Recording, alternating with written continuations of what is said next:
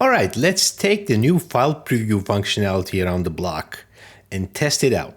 Now, I have uploaded a couple of files here on my opportunity, and I want to see whether I can preview them using a screen flow. So I have a screen flow here that has a screen with the file preview component, the brand new component included on that screen. So I'm going to debug. It remembers the record I debugged this on previously. This is also new functionality. So you see there are 5 files here. The first one is a log file. This is a text file, but it doesn't know what type of file that is. It's not going to preview as text.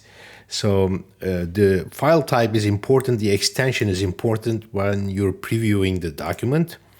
Now, if you preview a PDF document, you'll see that that's previewed here nicely.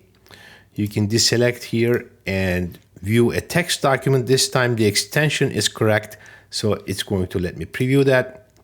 This is a JPEG. JPEG displays nicely. And now I'm going to also preview a PNG here, an image, right? So it actually works very nice.